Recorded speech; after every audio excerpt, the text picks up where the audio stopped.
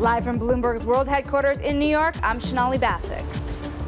And from our studios in Washington, D.C., I'm Kailey Leinz. Welcome to Bloomberg Crypto, a look at the people, transactions, and technology shaping the world of decentralized finance. Coming up, CZ steps down as chair of Binance US as part of a historic settlement with the Department of Justice. The details next. We will discuss the industry-wide fallout with former Binance US CEO Brian Brooks. And Denelle Dixon is coming on to join us to talk about her company's role as the intermediary for digital dollars and cash. All right, so all of that is ahead. But first, let's get a snapshot of the market. The best way to do that on your Bloomberg terminal, CRYP Go. And what you will find is it is broadly an up day for digital assets, really rallying across the board. Bitcoin, one of the ones leading the charge here, up 3.3%. We are now north of $38,000. This is the highest level we have seen for Bitcoin going back to May of 2022. So it's been about a year and a half. Ether, of course, taking part in this rally, though it has been lagging behind the recent rally we have seen in Bitcoin. To a large degree. It's up by about 2.9% on the day. And that action, and really across the digital asset space, you're seeing tokens moving higher, is feeding back into crypto-related equities. One of them being Marathon Digital. It's higher by about 7.5% on the day. And Coinbase, Sonali, one I know you're paying a lot of attention to, it's up by about 6% at this point in the session. Coinbase has really been lighting up the internet as well. A lot of people talking about it on the platform now known as X. And remember, it has not only been up every day since we've seen struggles, that big multi-billion-dollar settlement over at big rival Binance. It's actually been on quite a tear, Kailey, since it's hit its October lows again. Of course, some of that is helped by that love in Bitcoin and other cryptocurrencies, but really it's almost an 80% rise since it retested its lows in October. And if you pull out the chart even more, you would see that it's nearly quadrupled since its December lows that it hit last year. It's too soon to see just how much those troubles over at Binance have meant over at Coinbase, what it's meant in terms of flows and customers moving over, but soon enough, time will tell. All right, Sonali, well, let's get the latest in the Binance saga now. Today, Binance US announced CZ has stepped down as chairman a week after pleading guilty to those DOJ charges. Let's get more now with Bloomberg's Hannah Miller. So, Hannah, technically, Binance US wasn't part of this settlement, right? This is just an after effect? That's correct. Yeah, this decision, it was a little unexpected, but it makes sense in the context of what happened here with CZ. Well, and when we think about what happened with CZ, there was a lot of buzz in the immediate aftermath of his resignation as Binance CEO that he would still be consulting for the company, that there was technically still a role to play. Obviously, the exchange still continuing to operate. How does all of it move forward from here? So we know that CZ is not going to be involved in governance. He has transferred his voting rights through a proxy arrangement. He will only have an economic interest in Binance US. We know he has walked away from Binance. He has separated himself from the companies that made him who he is today in the crypto world. And maybe, Hannah, talk through why Binance US is a separate issue here than Binance at large. We know Binance is the largest crypto exchange in the world, but the US was supposed to be a foothold here. Yes, so Binance US, it's always been emphasized that it's an affiliate of Binance, that there is separate leadership. What has been alleged here is that CZ had a lot more influence on Binance US than what was publicly presented, that he was involved in calling the shots here. Binance US, of course, has tangled with American regulators. Binance, its international affiliate, has had regulatory troubles around the world. So it makes sense here that there's this further separation of CZ from Binance US. And we should say that CZ can't return to his home in the UAE for now, according to a federal judge. And, I want to turn, though, to another story beyond CZ, because another person who is a crypto titan for a while is Do Kwon, who is also facing his own situation here in the U.S. Set the stage for what people might expect. Yeah, so we're expecting Do Kwon to be extradited to the U.S. and to face trial here. So it's going to be another exciting crypto trial on the U.S. stage. There's a lot at stake here for the industry. Hannah Miller, we thank you now very much for your time. Now we're going to bring in Brian Brooks because he's the former Binance US CEO and a current partner at O'Melveny & Myers. Brian, you spent a whole 92 days at Binance US, and I'm wondering here, when you look at the charges they face, the settlements that they've reached at the end of the day with the Department of Justice and other regulators, what's at stake and what are the ripple effects? Well, Sonali, first of all, thanks for having me. I will say, I think that what's at stake might turn out to be a little bit less than people expected. And I say that because, as you said at the top of the show, crypto prices have gone up, not down. And I think there was a lot of fear in the marketplace that, a settlement or a negative outcome for Binance would somehow dry up liquidity in the markets. What I'm seeing is Bitcoin is at a 1-year high today, as you pointed out. Interestingly, the trading volumes on the Binance platform aren't particularly down. I think their 24-hour trading volume as of right now is about $10 billion, which is in line with their post price fall highs. So what it tells me is crypto and Bitcoin in particular have matured to a point where there's no one event, there's no one exchange that's going to collapse the marketplace. That's the good news.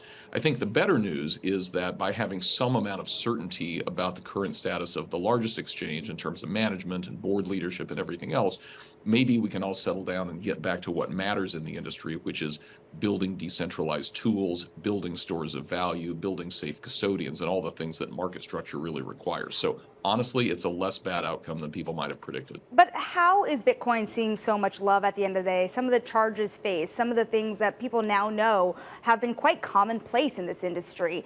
Terrorist group financing, other illegal activity, drug trafficking. How are people supposed to get comfortable with their exchanges when this type of activity has been coinciding a lot of plain old Bitcoin trading that has been going on? Well, Sonali, when you say that these are things that everybody knows, there's always a species of when everybody knows something, that's when you should start asking questions. So the general counsel of TRM Labs and I recently published an op-ed on another Bloomberg platform talking about the true story of terrorism financing versus the media reported story of terrorism financing. And just suffice to say, the idea that Bitcoin has played a major role in financing Hamas terrorism or anything else recently is wildly overblown. And that's for a whole bunch of reasons, largely because terrorists have realized that Bitcoin is the most traceable value exchange network in the world. And so it's a very bad place for criminals to hang out. I think what's really going on here is there is increasing belief that we're going to see a Bitcoin ETF approved probably in January. It won't just be BlackRock, it'll be 10 or 11 applicants going global with Bitcoin ETFs. And the way that I think about that is that's like the IPO for Bitcoin. So Bitcoin's been a really interesting growing niche asset for a long time, but when the IPO happens, when everybody has it in their retirement funds, then it's going to be Katie bar the door. Yeah, just waiting for SEC approval if and when that ultimately comes, Brian. It does seem like the industry is feeling very much like it is a when, no longer a matter of if. A lot of people say it's inevitable. There is, though, an ongoing conversation, and this kind of comes back to what you were saying about the narrative out there regarding terrorism financing. For example, there is a big push now on Capitol Hill in the anti-money laundering space regarding terrorist financing that seems like it has much more impetus and momentum behind it now than, say, the initiative that would have delineated market structure and jurisdiction between the SEC and the CFTC. And I just wonder if, yes, the industry didn't break, but this maybe changed the course trajectory on the regulatory side and not necessarily for the better. Well, Kailey, I think you're definitely right that the wind is no longer at the backs of the industry the way that it was 6 months ago, for sure.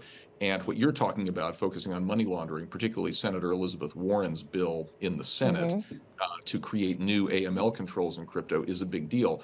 But what I think is important for your viewers to understand about that is this AML push that Senator Warren is pushing is really sort of her most recent justification for destroying the industry, but she's had many others. And so I would be skeptical as to whether the motivation for this truly is a worry about terrorism financing when we're talking about the same politician who a year ago launched something called, and I quote, the anti-crypto army. So she's been looking for any justification to take out crypto for quite a while. This is simply the most convenient argument.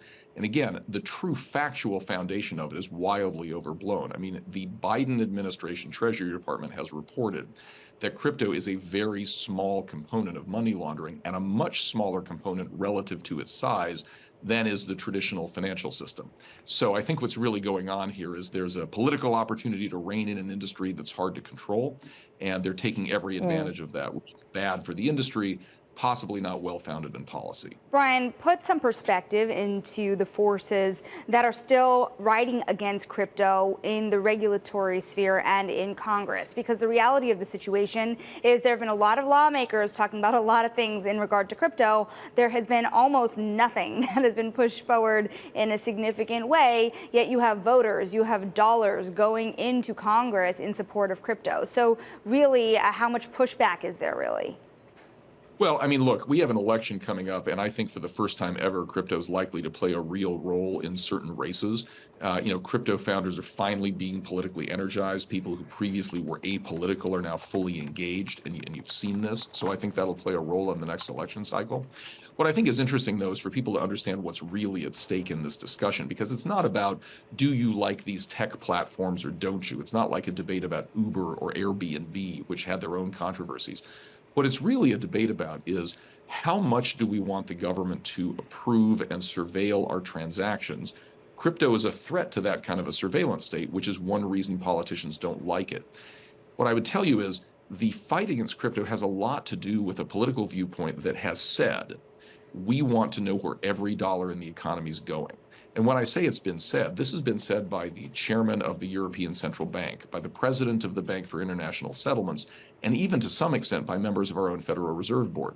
The IRS has a rule that they keep postponing that would require reporting of any transaction in any form of currency above $600. So, paying your dog walker or your babysitter might require you to file an IRS Form 1099-K. Crypto is inconsistent with that because crypto doesn't flow through the normal banking system. So the question is, how much of a surveillance state do we want, and how comfortable are we really with financial privacy? That, to me, sounds like a pretty big voting issue, and it's very different from an argument about something esoteric like anti-money laundering rules. Well, and of course, all of this factors into the CBDC conversation as well. There is a lot of concern about that potentially adding to this surveillance narrative. Just quickly, Brian, before we let you go, considering that you did for at least a short period of time run Binance US, for other U.S. exchanges, is there a market share seizure opportunity here for like a Coinbase, which has been rallying in recent weeks, as Sonali was pointing out earlier? Well, in the U.S., absolutely. I mean, Binance US, during the brief time that I worked there, had a trading volume in the billions of dollars, and it's now essentially fallen off the map, largely because, it's been asphyxiated of fiat rails to the banking system. So you can no longer buy and sell into dollars off of that platform. So the U.S. exchange is largely gone, and what's left is Coinbase and Kraken, which is great news for U.S.-based, U.S. homegrown enterprises. Globally, I have not seen that change. As I said, Binance.com's market share seems to be as high today as it was 6 weeks ago, and that tells you a lot about the unregulated parts of the world. All right, Brian, really great to have you today. Thank you so much for joining us. Brian Brooks, of course, the former CEO of Binance US. And speaking of Binance, don't miss our interview with the new Binance, this is Binance, the global entity, CEO Richard Tang. That is coming up tomorrow, so make sure you tune in for that, Sonali. Yeah, and coming up next, we're going to have Denelle Dixon joining us on the show to discuss the digital dollar and converting crypto into cash. And to access all the latest data and news on crypto, check out CRYP Go on the terminal. This is Bloomberg.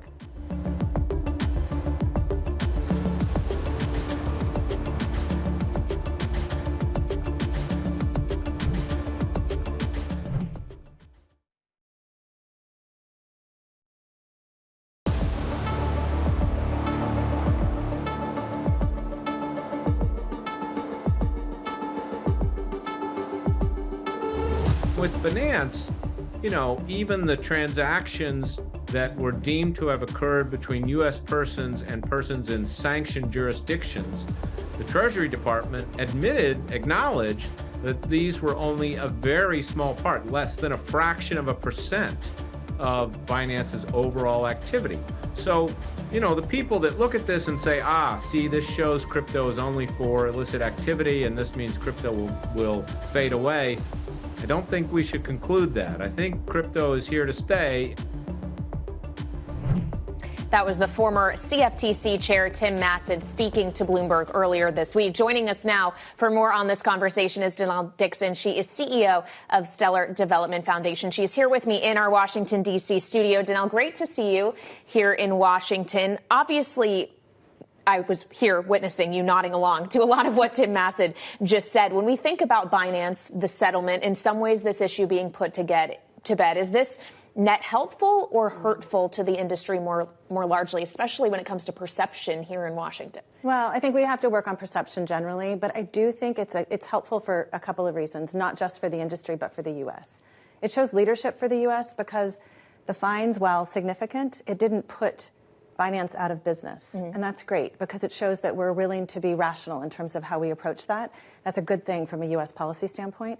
From an industry standpoint, it feels like we're getting to the place with the FTX trial and SBF behind us, the trial behind us, where we actually have the good actors coming out and shining and showing what the utility of the networks are.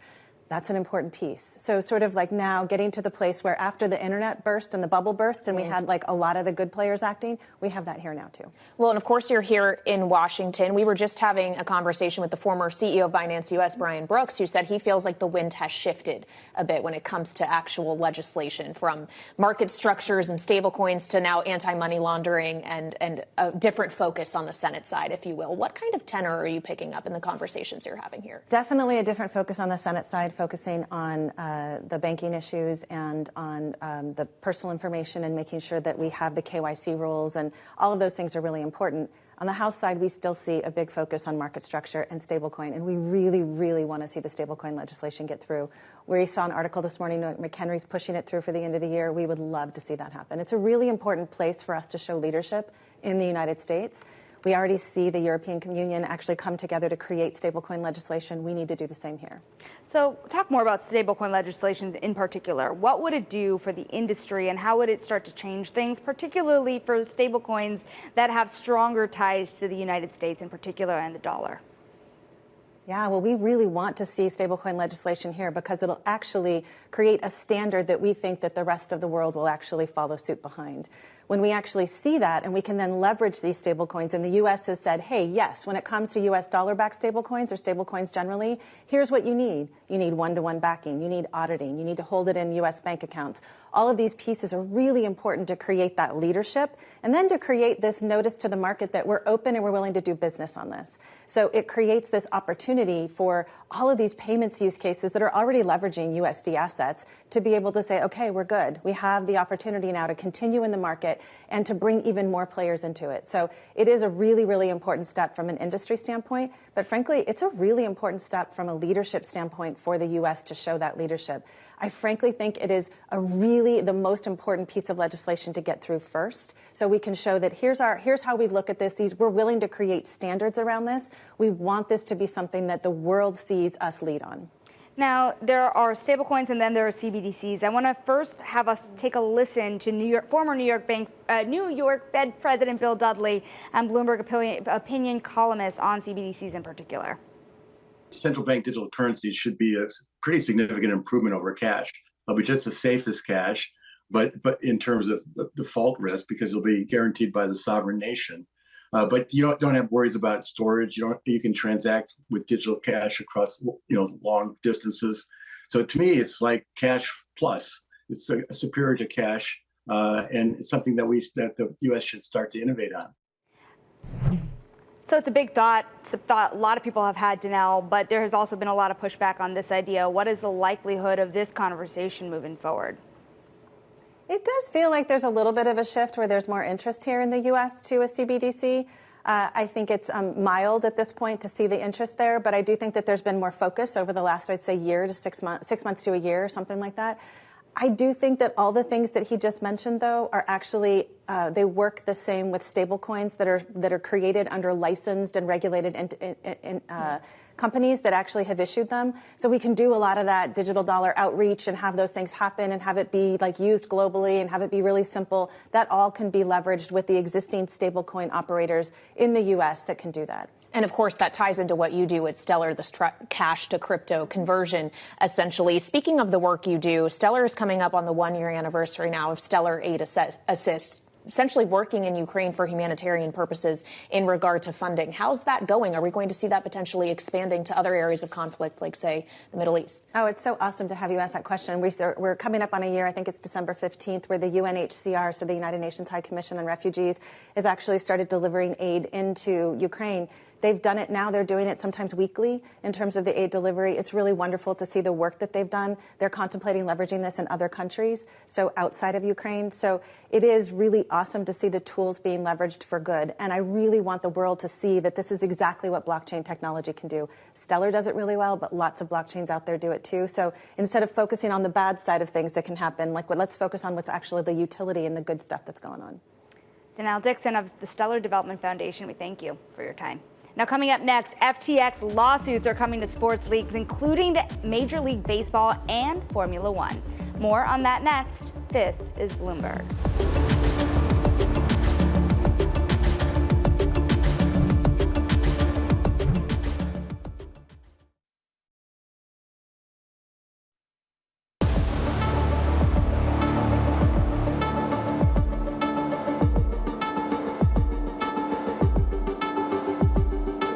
This is Bloomberg Crypto. I'm Kailey Leinz in Washington with Sonali Basak in New York.